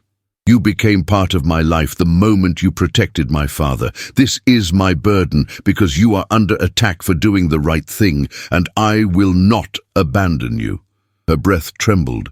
She lowered her gaze, unable to bear the tenderness in his eyes. Jack stepped closer, his voice soft and intimate. Look at me. She did. And in his gaze, she saw devotion, fear, determination, and something deeper, something that terrified her with its intensity. Mia, he whispered, I need you to trust me. Her voice wavered. I am trying. He lifted her hand, brushing her knuckles with his thumb in slow, soothing strokes. Then let me help you. Let us stand together. Mia closed her eyes. When she opened them, she nodded softly. All right. Jack exhaled in relief, his shoulders relaxing. Thank you. Truly. Just then, Ignacio ran back with a small red car. Jack, look! Jack smiled, kneeling again. Wow, that is a fast one. He turned it in his hand, then glanced at Mia with a warm expression that made her heart flutter. Do you mind if I give him a small gift later, something simple? Mia hesitated. You do not need to do that. I know, Jack said gently. But I want to. Her heart softened. Something small, she warned. Jack nodded, his tone tender. Of course. Ignacio tugged Jack's sleeve. Can you play with me before you go? Jack looked up at Mia, silently asking permission. She nodded. He sat cross-legged on the floor, his expensive suit contrasting sharply with the worn carpet. Mia watched in awe as Jack Harrington, son of one of Chicago's most respected philanthropists, a billionaire with influence and stature, raced toy cars with her child as though nothing else in the world mattered. She felt tears burn at the corners of her eyes. Not from sadness, but from the overwhelming tenderness of the moment. After several minutes, Jack stood and approached Mia again. We should go soon, he said softly. Diane is expecting us. Mia nodded and helped Ignacio into his coat. We will be back later, she promised him. Ignacio hugged her tightly, then reached out and hugged Jack too. Jack froze, surprised, but then he wrapped an arm around the child with a gentleness that split Mia's heart wide open. When they stepped outside, Jack opened the car door for her, his movements slow and reverent. She slid into the warm leather seat, feeling strangely cherished. Inside the car, the city passed in a blur of snow and steel. Jack sat beside her, his knee brushing lightly against hers every time the car hit a bump. Each gentle contact sent a quiet ripple of warmth through her. Mia, he murmured. Yes, she whispered. I am glad you agreed to come. She turned to him, her breath catching when she found his eyes already on her. The space between them felt charged, vulnerable, intimate. You do not know what it means to me that you trust me, Jack said softly. It is not easy, she admitted. He nodded. I know, but I will earn it. Every day if I have to. The sincerity in his voice struck her deep. She lowered her gaze, unable to speak. When they arrived at the quiet cafe where Diane awaited, Jack placed a gentle hand on her back as she stepped out of the car. The touch was innocent, but the heat of it lingered on her skin. Inside, Diane sat at a corner table with a laptop open. Her sharp eyes lifted when they approached. She studied Mia with surprising softness, no longer with the skepticism of a strategist, but with respect. "Mia," Diane said, standing. "Thank you for coming." Mia nodded nervously. "Of course." Jack guided Mia into a chair, pulling it back for her before sitting close beside her. His presence was a shield, a silent reassurance. Diane cleared her throat. "I want to begin by apologizing," she said unexpectedly. "I misjudged you. You acted with more integrity than anyone else present that night, and now you are unfairly caught in the middle of something you never asked to be part of." Mia blinked, surprised by the sincerity. Jack placed a hand lightly on Mia's forearm. "You see, you are not alone." The warmth of his touch seeped through her skin, straight to her heart. Diane continued, "Celeste is preparing a narrative that benefits her. We need to be prepared to counter it. Jack believes you should be involved in shaping the response, but only if you are comfortable." Mia inhaled deeply, feeling Jack's presence steady her. "I want to help," she said quietly. "But I want to protect my son." Jack whispered, "We will." She turned to him, and their eyes locked, deep with unspoken feelings that neither dared to name. Diane began discussing strategy, but Mia heard only Jack's voice in her mind. "You matter to me." Eventually, Diane excused herself to take a call, leaving Mia and Jack alone in the corner booth. The cafe was warm, the lighting soft, the silence intimate. "Mia," Jack murmured, leaning closer. "Are you all right?" "Yes," she whispered. "Because you are here." Jack exhaled as though her words broke something inside him. He reached for her hand again, his fingers brushing hers in a quiet, sensual caress. "I do not want to complicate your life," he said, voice thick with emotion. "But you are becoming everything." Her lips parted, her heart trembling. "Jack," she said softly, "I am scared of how much you are starting to mean to me." His eyes darkened with tenderness. "Then we are both terrified." He lifted her hand to his lips and kissed her knuckles gently. The world seemed to vanish. Her breath caught, her heart stuttered, her soul leaned toward him like a flower seeking sunlight. "Mia," he whispered, "let me stay by your side." Tears gathered in her eyes. "Yes," she whispered. Jack smiled, a soft, heart-stopping smile meant only for her. And in that small cafe, with snow falling quietly outside, Mia realized she had taken a step she could never undo. She had let Jack into her heart. Chicago sparkled beneath a blanket of fresh snow, the city lights shimmering across the frozen lake like scattered diamonds. The winter night carried a quiet magic, the kind that wrapped itself around the streets and softened even the hardest corners. But inside Jack Harrington's penthouse, the tension pulsed with a slow, deliberate heartbeat. Mia Reyes stood near the floor-to-ceiling windows, gazing at the panoramic view that stretched endlessly before her. She wore a simple charcoal sweater and dark jeans, clothes that belonged to her world, not his. Still, the city lights reflected off her silhouette, embracing her with a kind of elegance she did not see in herself. She wrapped her arms around her waist, steadying her breath. Being here again felt surreal. Each time she crossed the threshold into Jack's home, she stepped into a space filled with power, wealth, and a gravity that always drew her closer to him. And tonight, she feared how deeply she wanted that gravity. Behind her, Jack walked into the room with 2 steaming cups of tea. He had removed his coat and scarf, wearing only a soft cream sweater that made him appear more approachable, more human, more heartbreakingly real. His dark hair framed his striking features, and despite the stress of the last few days, his eyes warmed the moment they fell upon her. "I thought this might help," he said gently, offering her a cup. The steam rose in delicate curls. Mia accepted it with a small nod. "Thank you." Jack watched her carefully, unsure, as though she were something fragile he feared mishandling. Are you cold? A little, she admitted. He stepped closer, not touching her, but standing near enough that the heat from his body brushed against her skin.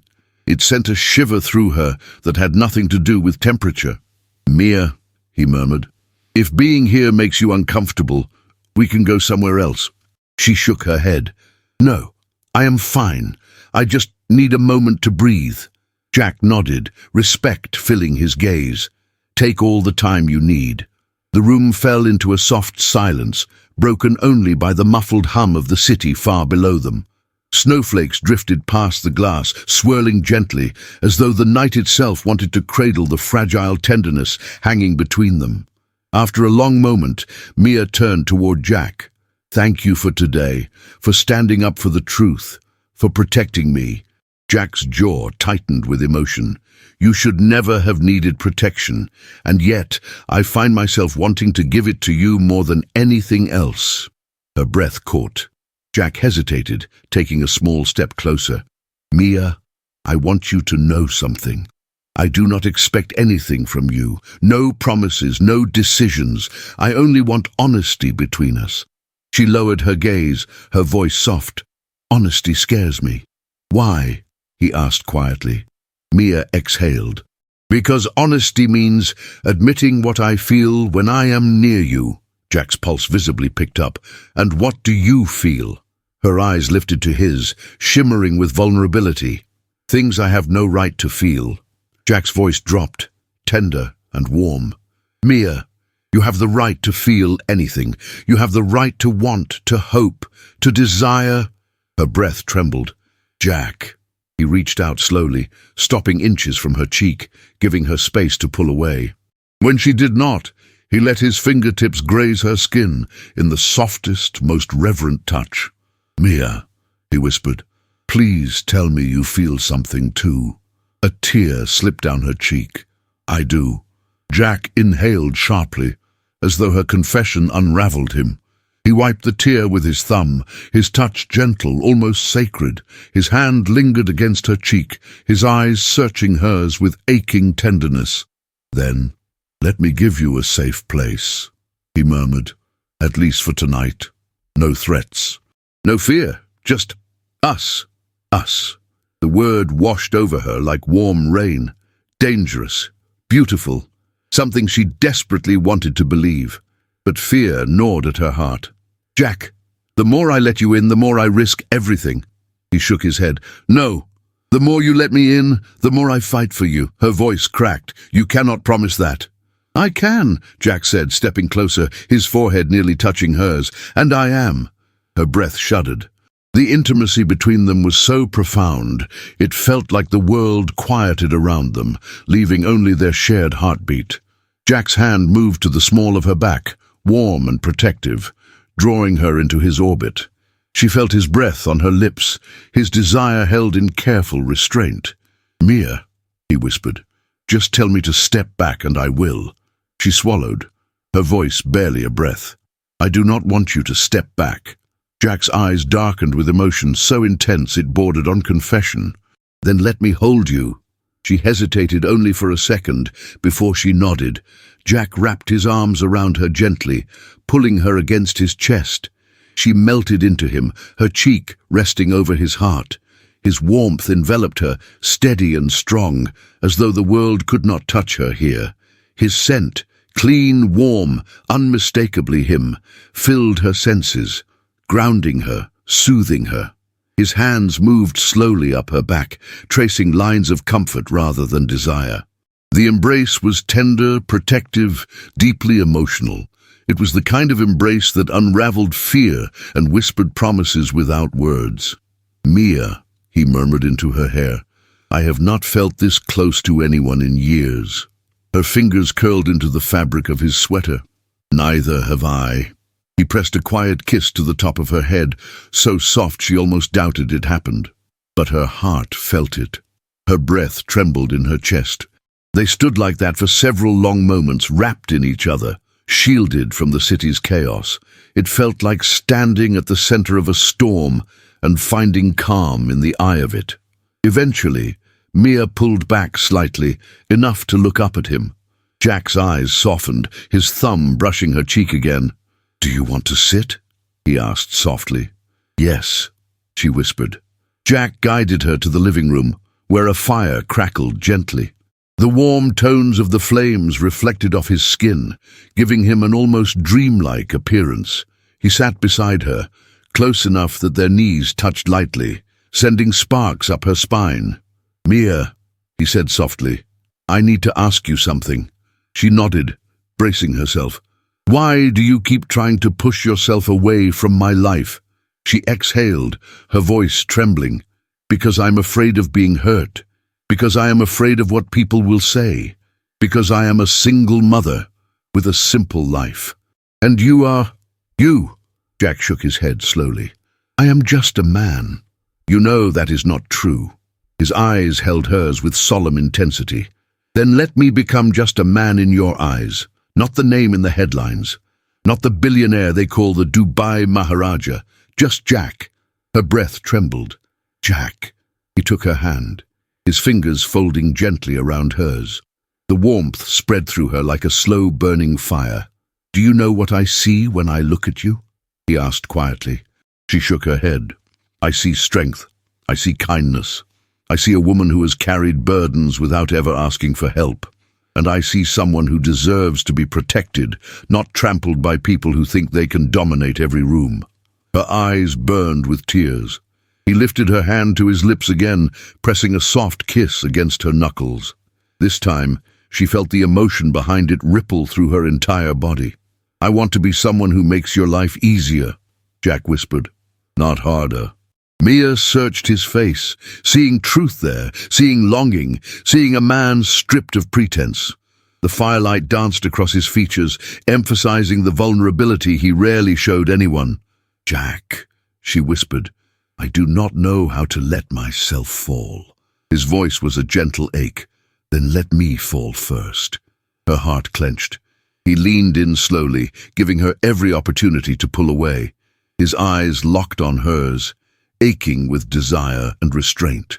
When his forehead touched hers, her breath shuddered. "Mia," he whispered, "tell me what you feel right now." She exhaled, voice trembling. "Safe." Jack closed his eyes, relief breaking across his features. "Good. That is all I want." A tender silence stretched between them, full of emotion rather than emptiness. Jack kept her hand in his thumb stroking her skin with soft, sensual patience. "Mia," he murmured. "Yes? Can I ask you something?" "Yes." He leaned back slightly to look into her eyes fully. "Do you want me in your life?" Her throat tightened, her heart hammered, her soul screamed yes, but fear clouded her voice. "I want to," she whispered. "I do." Jack's smile was soft, breathtakingly tender. "Then let us start there." He lifted her hand and pressed it over his heart. "Feel that," he whispered. His heartbeat thudded beneath her palm, strong and steady. "That is yours," he said. "I am not going anywhere." Mia felt tears slip down her cheeks. Jack wiped them away gently, his touch full of reverence.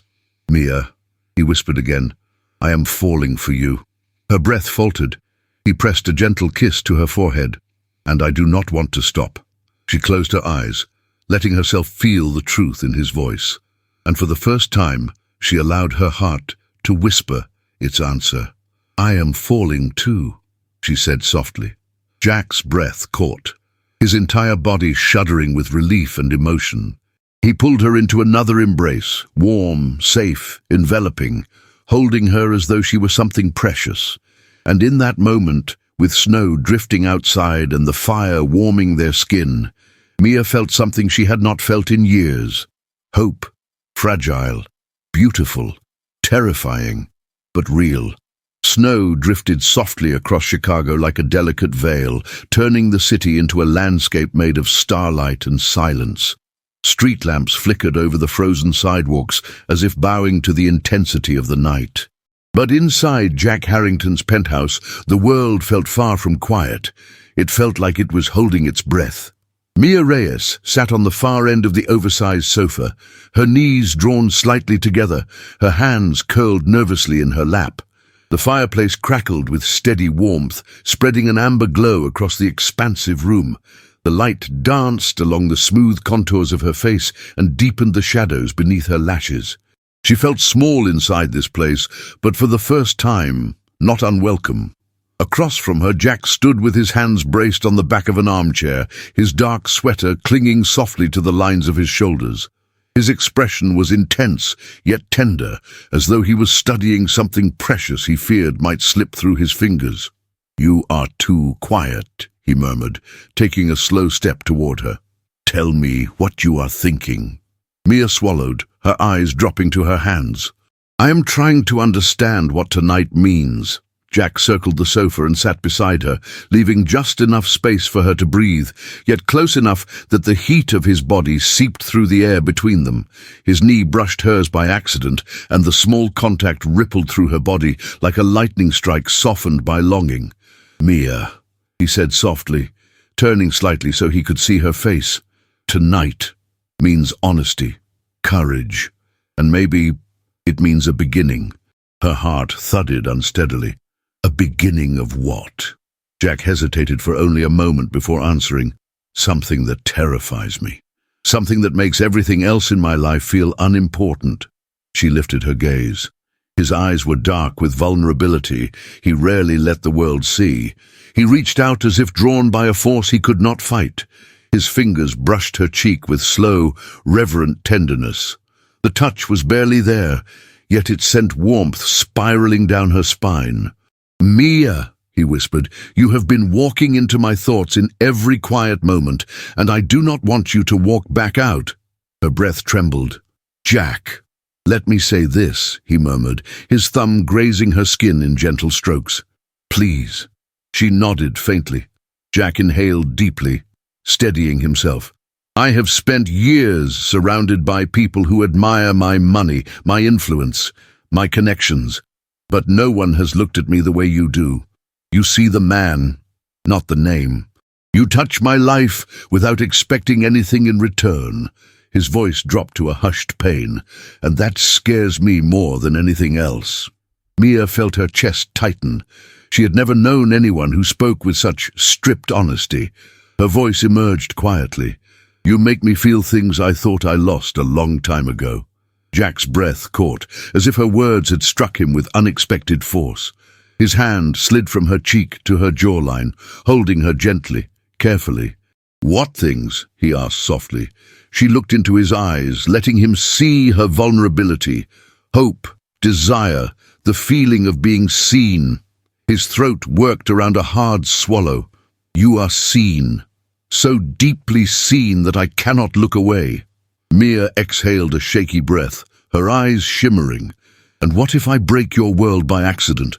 Jack leaned closer, his face mere inches from hers. "Then let it break. I can build something truer with you." The air thickened between them, pulsating with an emotional sensuality so intimate it felt like the room itself leaned in to listen. He brushed a stray strand of hair from her cheek, tucking it gently behind her ear.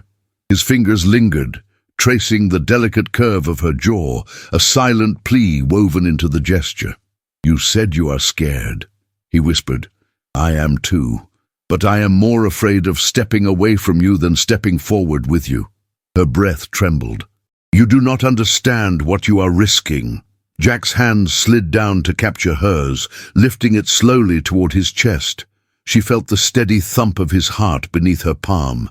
"This," he said quietly, "is worth any risk."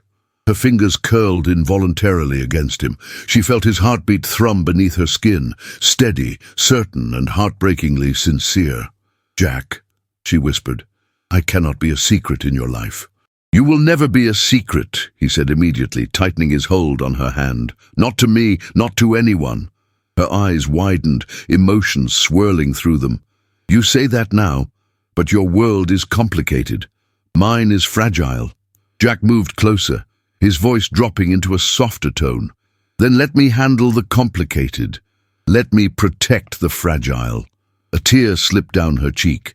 Jack caught it gently with his thumb, brushing it away with a tenderness that made her sink into the moment. "Mia," he whispered, I want to know what you want, not what you fear, not what the world tells you. You." She looked into his eyes, searching for the truth, and found it there. Raw, unpolished, undone. "I want you," she said softly. "I want this, whatever this is, but I do not know how to carry it without getting hurt." Jack's breath trembled, as though he had been waiting for her words more than his own heartbeat. "Let me shoulder the weight," he murmured. "Let me walk beside you." Their faces drifted closer with aching slowness. The tension between them thickened like warm honey, pulling them toward the point of surrender. "Tell me something," Jack breathed. "What?" she whispered. "What would happen if you let yourself fall?" Her eyes fluttered closed for a moment. "I would fall hard." Jack exhaled shakily. "Then let me catch you." She opened her eyes again and found his gaze fixed on her lips with barely restrained longing. But he did not move further. He waited. He let her feel his restraint, his respect, and his desire all at once. It was the most intimate thing anyone had ever done for her. "Jack," she whispered, "you are changing everything inside me." He rested his forehead against hers, closing his eyes. "You changed me first."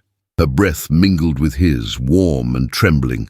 His hand moved to cup the back of her neck, fingers entwining softly through her hair. "Do you want me near you?"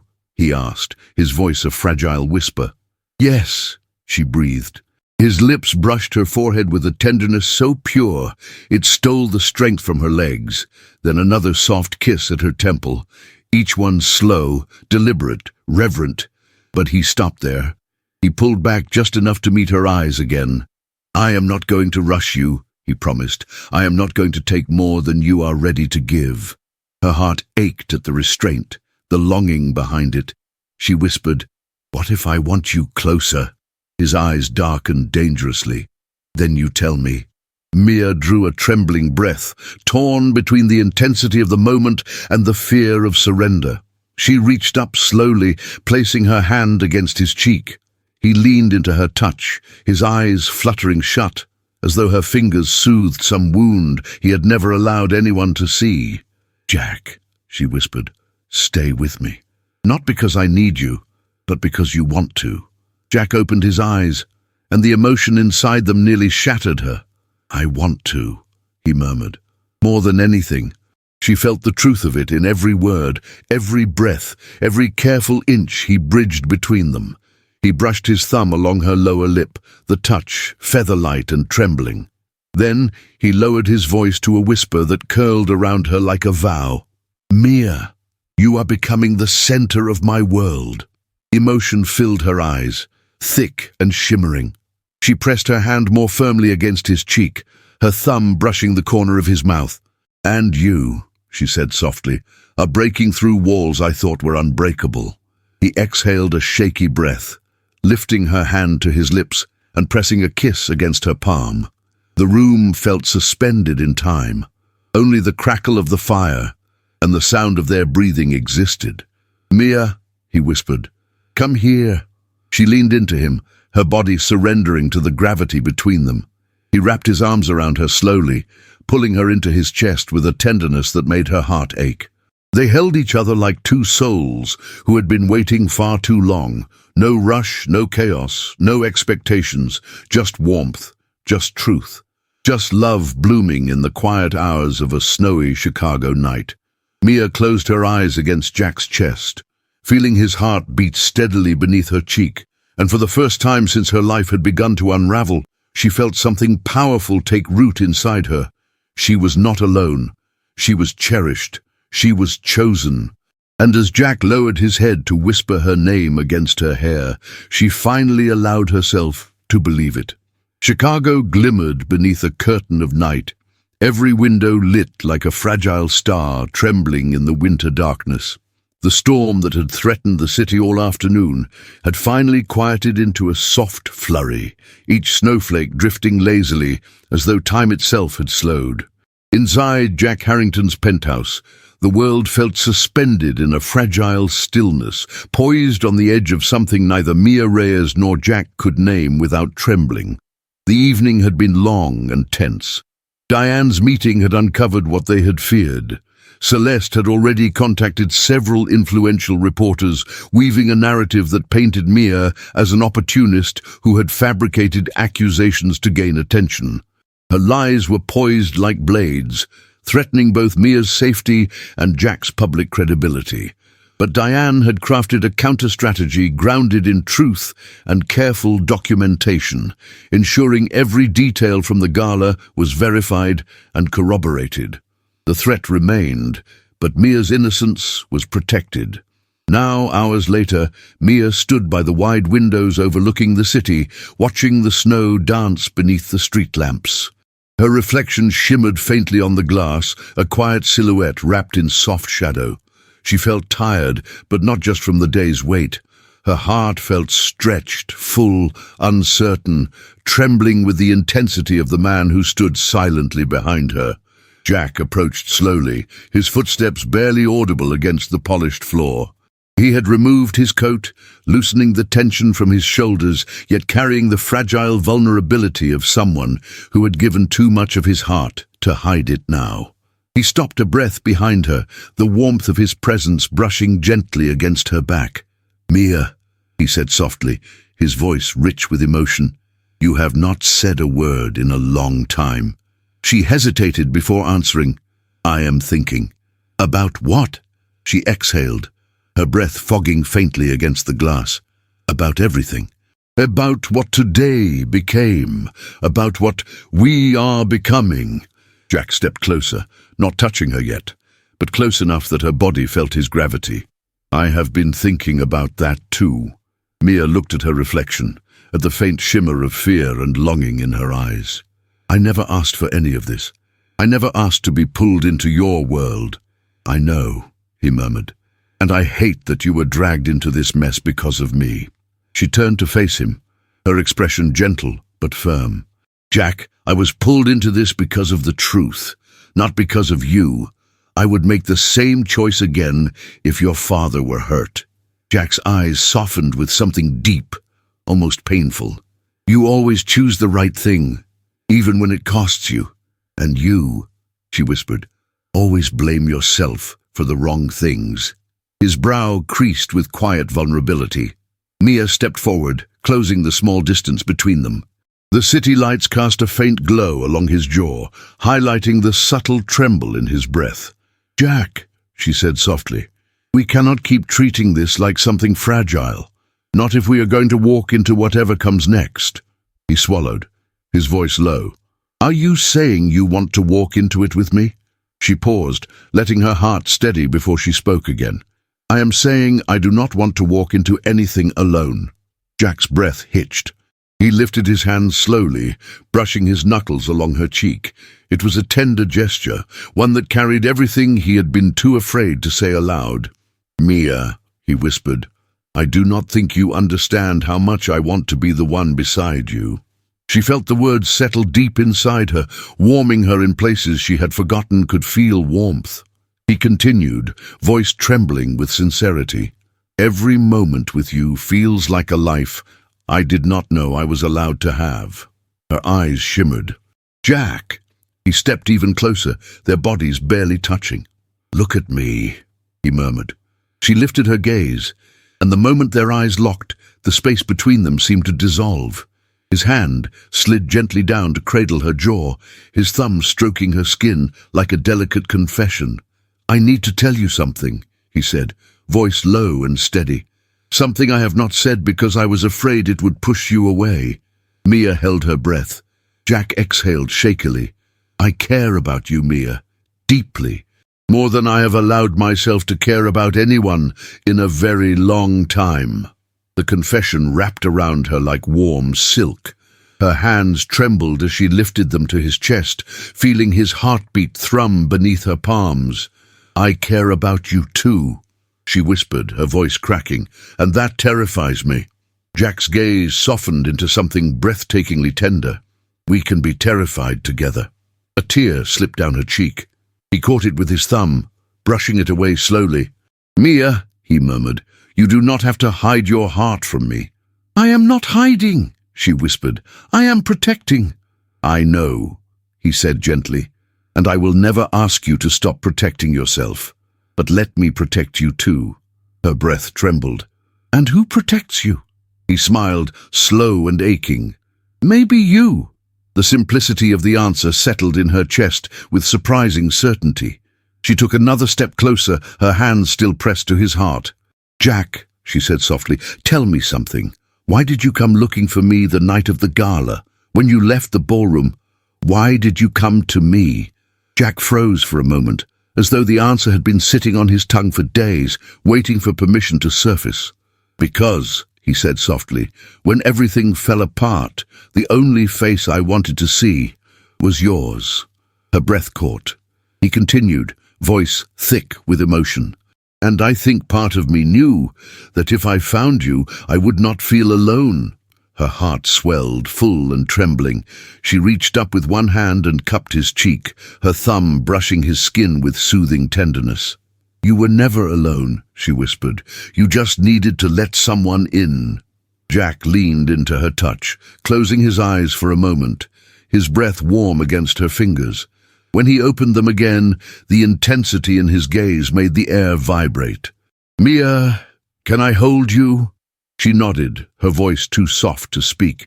He wrapped his arms around her with careful reverence, pulling her gently against his chest.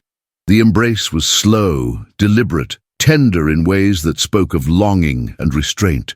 Mia melted into him, her cheek resting over his heart, listening to the steady rhythm that seemed to beat only for her. Jack lowered his head, his lips brushing her hair. "You feel like something I have been missing." She closed her eyes, letting his warmth seep into her bones. "You feel like something I never thought I could have." They stood like that for a long time, wrapped in each other, letting the quiet night settle around them like a soft blanket. Snow continued to fall beyond the windows, turning the world into a shimmering landscape of silver and white. Eventually, Jack loosened his embrace just enough to look at her. "There is something I want you to see," he said gently. "What is it?" she asked. "Not something," he corrected softly. "Somewhere." He motioned toward the hallway, offering his hand. She hesitated only a moment before sliding her fingers into his. The warmth of his palm enveloped hers instantly, sending a quiet thrill through her. He led her through the corridor to a private indoor terrace enclosed in glass. The space overlooked the city, but it felt far from the world. Soft lights glowed across the floor, illuminating a few comfortable chairs and a small table with blankets. Snow tapped lightly against the glass, creating a soothing rhythm. Mia stepped inside, breath catching. "Jack, this is beautiful. I come here when I cannot think," he said softly. "When everything feels too loud. Tonight I want to share it with you." Her heart tightened. "Why?" He turned to her, lifting her hand to his lips. He pressed a soft, lingering kiss to her knuckles. "Because you quiet the noise." Her breath trembled, emotion swelling inside her chest until it felt like it might overflow. She sat beside him on a long, cushioned bench, the city stretching endlessly below them. "Mia," he said softly, taking her hand again. "Stay a little longer." She looked at him, at the vulnerability in his eyes, at the longing that seemed to reach out and wrap around her heart. She nodded, her voice a whisper. "I will." Jack exhaled, relief softening his entire body. He leaned closer, his forehead brushing hers gently. His hand slid along her cheek, fingers tracing the delicate line of her jaw. "You have no idea," he whispered, "what you do to me." Mia closed her eyes, her breath trembling. "Then show me, not with words, with truth." Jack cupped her face with both hands, his touch reverent, trembling. He leaned in slowly, his lips brushing her forehead in a kiss so tender it felt like a vow. Another against her temple, another at the corner of her cheek. Each touch soft, hesitant, filled with emotion deeper than desire. She lifted her face, her lips only a breath from his, their eyes locked, and for a moment the entire world held still. Jack's voice was a soft plea. "Tell me to stop if this is too much." She whispered, "It is not too much." And then, finally, Jack kissed her. It was a slow kiss, gentle and warm, tender and full of trembling emotion. There was no rush, no desperation, only the softness of two hearts finding each other in the quietest place imaginable. His lips moved against hers with reverence, with gratitude, with the promise of something real. Mia's hands slid up his chest, clutching the fabric of his sweater. Jack's fingers curled behind her neck, holding her with careful devotion. They kissed again, deeper, fuller, their breaths merging in quiet longing. When they finally pulled apart, both of them breathless, Jack rested his forehead against hers. "Mia," he whispered, voice thick with emotion, "you are everything I never knew I needed." Her eyes glistened as she touched his cheek. "And you are everything I never let myself want." He smiled gently, his thumb brushing her lower lip. "Then let us want each other." Fearlessly. She nodded, tears slipping down her cheeks, her voice soft and trembling. "Yes." Jack pulled her into his embrace again, holding her tightly against his chest, as snow fell softly outside the glass. In the stillness, in the warmth of his arms, Mia felt something shift within her, something deep, something certain. She was no longer standing at the edge of two worlds. She had stepped into his, and he had stepped into hers. 7 years had passed since the night the city held its breath, since the moment Mia Reyes and Jack Harrington finally allowed their hearts to collide without fear. 7 years of storms weathered, victories earned, sacrifices made, and love rewritten in the quiet, ordinary days that followed. Chicago had changed since then, so had the world around them. But nothing had transformed as profoundly as the lives they built together. The first snow of winter drifted lazily outside the windows of the Harrington Reyes home. A beautiful house nestled along the lakefront, warm with the glow of soft lights and the faint scent of cinnamon. The place felt lived in, loved, messy in the way happiness always was. In the living room, Jack Harrington sat on the floor in a grey sweater, his hair sprinkled with strands of premature silver that made him look wiser, softer, and somehow even more striking than before. He held a tiny pair of mittens in his hands, pretending they were two little puppets dancing. Their daughter, Emilia, laughed loudly from his lap. She was 4 years old, with Mia's warm eyes and Jack's mischievous smile, her curls bouncing as she clapped in delight. "Again, Daddy," she demanded. Jack groaned dramatically. "My hands are freezing, sweetheart. Why do these mittens have so much energy?" "Because they are magic," Emilia insisted. Jack chuckled, kissing her forehead. "Everything in this house is magic, especially you." Across the room, Mia watched them with a smile that melted every winter inside her. Time had been gentle to her. Her hair was longer now, her confidence stronger, her presence radiant. She still carried that quiet humility that had captivated Jack from the very beginning, but now it was wrapped in the unshakable truth that she was loved, cherished, and no longer afraid to take up space. On the sofa beside her sat Ignacio, now 12 years old, no longer the shy little boy who once clutched toy cars.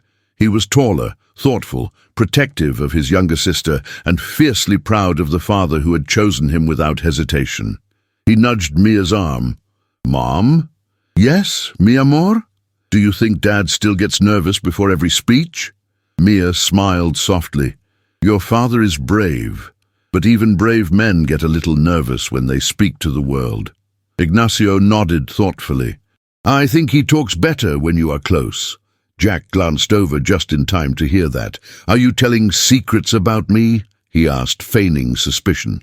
"Just telling the truth," Ignacio said with a shrug. Jack reached out and ruffled his hair. "You have grown into a very wise young man." Mia's gaze drifted to the framed photos on the mantel. Their wedding had been simple, intimate, surrounded only by the people who mattered. Ignacio had walked her down the aisle, her hand trembling in his, until Jack took it from him with tears in his eyes.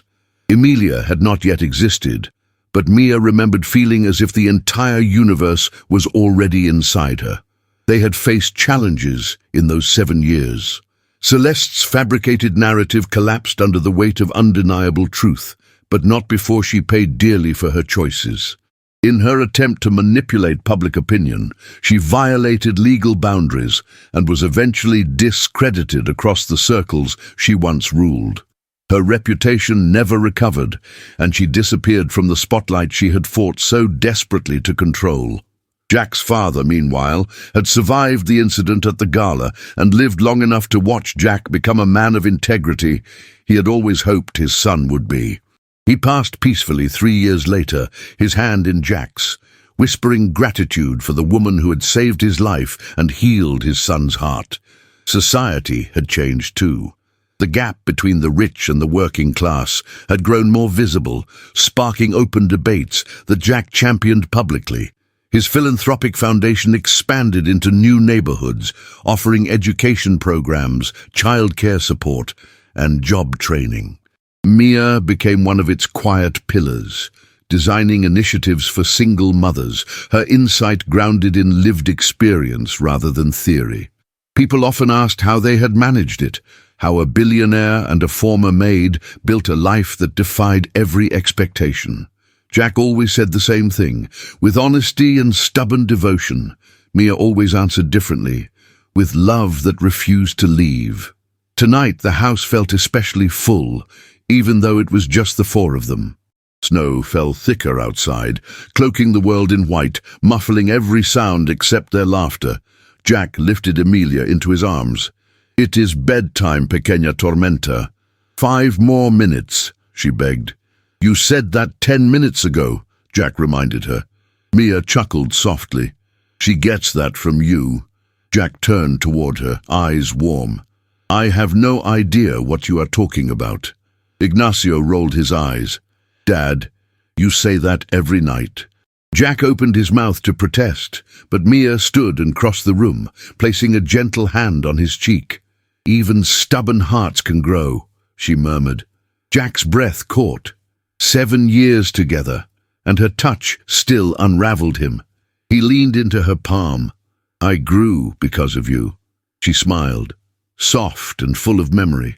"No, you grew because you finally let someone love you." He kissed her wrist, slow and reverent, as Emilia giggled between them. "And I would choose that every day," he whispered. Mia's eyes shimmered. "So would I." Later that night, after both children were tucked beneath warm blankets and the house had grown quiet, Mia and Jack returned to the terrace, where so much of their story had begun. Snow brushed gently against the glass, and the city glittered below like a promise. Jack wrapped a blanket around their shoulders and pulled her close. 7 years, he murmured, pressing his lips softly against her temple. "And I still feel like I am falling." Mia rested her head against his chest. "Then fall. I will always be here to catch you." He tightened his arms around her. "You saved me before I ever knew I needed saving. And you gave me a life I never thought I deserved." Jack lifted her chin gently, his eyes filled with tenderness that made her breath tremble. "Mia Reyes Harrington, you deserved this life long before I ever walked into it." She smiled, the kind of smile that only years of love could carve. "I love you, Jack." Jack kissed her slowly, deeply, with the certainty of a man who had spent 7 years discovering new reasons to love the woman in his arms. "And I love you," he whispered against her lips, "more now than the night you changed everything." Outside, snow fell like blessings from a quiet sky. Inside, 2 hearts beat in the warmth they had built together, soft and steady.